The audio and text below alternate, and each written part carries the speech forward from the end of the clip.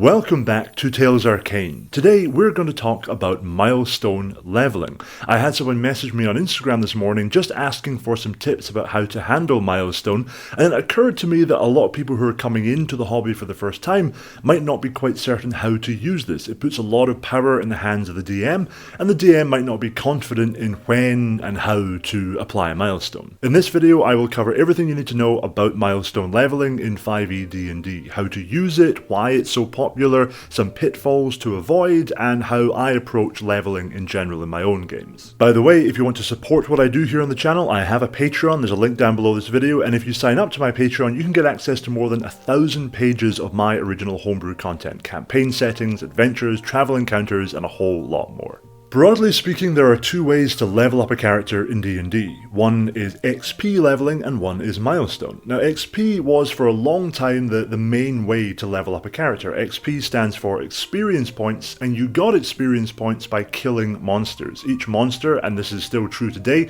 has an amount of XP listed on its stat block, and you know that if you take down the monster, you get that XP. Over time, and especially with 5th edition, XP started to fall out of favour. People were getting tired of having to track all these numbers, and it was putting a lot of emphasis on combat in a game that was becoming increasingly roleplay focused, hence the rise of milestone. Now I would venture to say that the majority of people watching this video will be used to milestone. That is widely accepted as the most popular style of leveling now in 5e D&D and probably beyond. In milestone leveling, everyone in the party levels up together, and they level up when certain major events or milestones are reached within the adventure.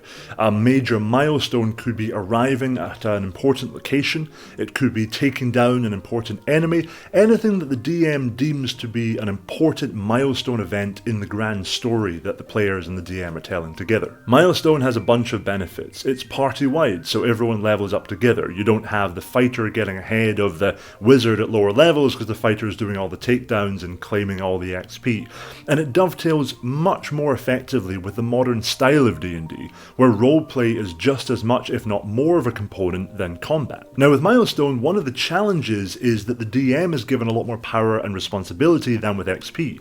In an XP leveling up situation, the players just have to accrue a certain number of experience points and then they automatically level up. It's not at the Dungeon Master's discretion. With Milestone, it is. The Dungeon Master has to decide what is a milestone.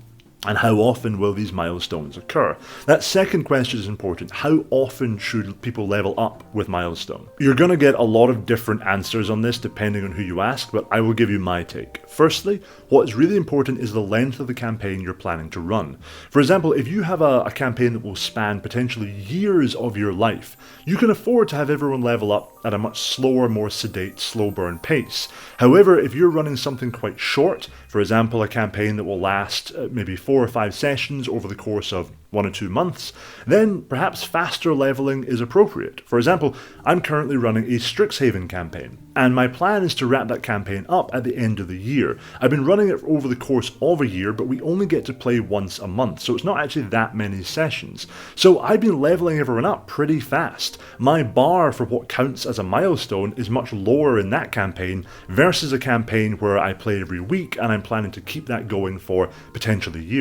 If you are planning a big, long-running campaign, then a rule of thumb that worked well for me was to use the player level that they're trying to reach as the guide on how long it takes to reach it. Let me explain what I mean. So if the players are level 3 and they're trying to become level 4, then it will take about 4 sessions to hit the milestone that moves them to level 4. It will then take a further 5 sessions, roughly, to get to level 5, 6 to get to level 6, and so on. That means that initially they're going to be quite rapidly moving through levels, and then as they get to higher levels, things are going to start tapering off. It's going to take longer and longer to progress, which is essentially what happens with XP as well. The amount of XP you need to progress from one level to the next increases over time to try and slow down progress and stop players rapidly moving up to level 20. The reason that I say it will take roughly 5 sessions to get from level 4 to level 5, roughly 6 sessions to get from 5 to 6, is because it's not set in stone that the milestone happens after a certain amount of time. I've seen some Dungeon Masters online, and I've played with Dungeon Masters where the idea is almost that the Dungeon Master is just deciding at a certain point, yeah, you know what, time has passed, you level up. But with milestone, that isn't really the idea. That's not the point. The point is that the milestone is an event or a location, a particular story beat. And when you reach that story beat, however long that takes, that's when you level up. So let's say I imagine it will take about 5 sessions for my players to travel from one location to another, from A to B, and when they reach location B, after a long 5-session journey fraught with dangers and side quests along the way, that's the bit where they level up. The milestone is arriving at that location. But along the way, my players take an odd turn. They spend an extra session or 2 hanging out in a village they pass through along the way. They get really interested in some NPCs and get involved in some local quests. Now it's taking 6 or 7 sessions to get to level 5. Does that mean I move the milestone up and say, oh, you just level up because 5 sessions have gone by? No, the milestone remains the same, and it just takes a little bit longer to get there. Likewise, if my players move rapidly, they skip some things along the way, and they make a point of getting to the location within 4 sessions, then it only took 4 sessions. Again, the milestone doesn't move, the milestone is an event, and whenever that event happens, that's when the level up happens. Now, of course, on the flip side of that, you don't want to take it too far. If the players halfway along their journey decide, no, we're not going to location B, we've maybe become weirdly paranoid about the person we're meant to meet there, and we've decided to go to a completely new location, you don't just hold out on them and say, well, you're not leveling up until you arrive in location B. You realise that things are going in a new direction, and you change the milestone at that point, because you realize they're not going to reach the milestone that you had planned for them. Likewise, maybe the milestone is defeating a villain, killing a bugbear captain who has been plaguing a particular valley. The players meet the bugbear captain and they decide they're actually going to befriend him and, maybe they bribe him to leave, or maybe they join his side. Something unexpected happens. Again, you don't punish them for that by saying, well, you've not completed the milestone. You decide, well, the milestone was about resolving this bugbear situation, and you resolved it in a way I didn't expect, so that's still the milestone. Or maybe you have a big fight right after that, where on the bugbear's side, the players then have to fight off some paladins who've been sent to kill the bugbear.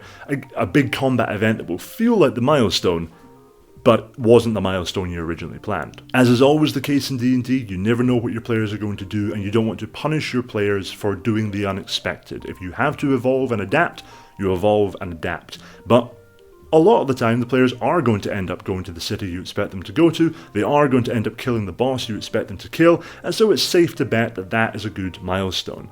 Now, obviously, you don't need to stick to this rigidly. In the past, I have run campaigns where I did just do milestone as being about 6 sessions have passed, and every 6 sessions, almost irrespective of what was happening, the players got to level up. Admittedly, I wouldn't do that now. That was one of my early campaigns I did that approach, and while it worked, I think it took away some of the magic of the level up. It became something you didn't earn by taking down an epic boss, it was something that just happened, and you'd be walking down the road, and almost like in Skyrim, you're doing something quite mundane, and then a thing appears above your head and says you've leveled up, and you're like, oh cool. I look forward to the next time that happens, 6 sessions down the line.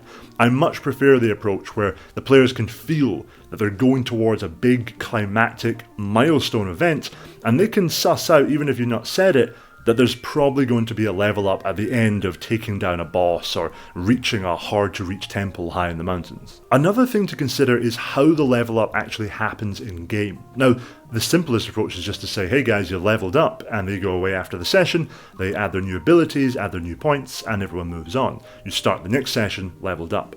But as a player, I've always quite enjoyed a more immersive approach, where when you level up, you then have a bit of downtime, maybe spending some time around a town or in a safe location like a player base, and it's almost like maybe a week passes as you go through that leveling up process. You're healing, you're learning from the events that have happened over the past weeks or months. Maybe you're multi-classing, and so during that time you get chatting to an NPC who happens to know a bit about the class you want to multi-class into, and you're learning from them. That might not be a long event at the table, it might just be a sort of 10 to 15 minutes that starts the new session off as everyone describes what their level up looks like, but it just adds a little bit more to it, and again moves you away from that video game style leveling where the level up just happens and everyone moves on. Having said all that, the best advice I can give you about leveling up, be it XP or milestone, is talk to your players in advance. The best thing you can do to set yourself up for success is before the campaign begins, maybe during session 0, you sit down and you talk about the different options for leveling up and work out with the players what's going to be best for them and for you. Some players might prefer a more immersive approach where leveling is quite slow and feels like it's a sort of organic process in the world. Other players might find that frustrating. They want to get powerful, they want to move ahead. You as DM might not be too comfortable with them getting too powerful too fast, since that rules out certain monsters that you want to run. So just discuss this stuff with your players and have a clear understanding of what the player expectations are going in. And that way you don't have people complaining halfway down the line that they're leveling too fast or too slow. Although, in fairness, I've never heard a player complain about leveling too fast. Before we finish, I should point out, Milestone is great, XP leveling also has its charms. I'm not really saying that one is better than the other. I think Milestone works a lot better for the style of D&D that a lot of people are using now, but XP has its charm, and I think XP, with a few modifications, can be great. XP where perhaps it's XP pool for the whole party rather than individual players, and XP where it's being given out for roleplay encounters and things outside of combat, can be a really fun experience and can really encourage players, at least when I'm playing, to go out and engage with the world a little bit more deeply to earn XP, which I think is quite a fun mechanic. But I do see why more people use Milestone, and as a DM, from the DM side of the screen, I prefer Milestone as well. But that's everything I wanted to cover in this video. Thank you to Laura, who asked me over on Instagram about Milestone leveling, kind of triggering the idea for this video. Thank you for watching, and thank you for supporting what I do here on the channel. If you want to get involved over on the Tales Arcane Patreon, there's a link below this video.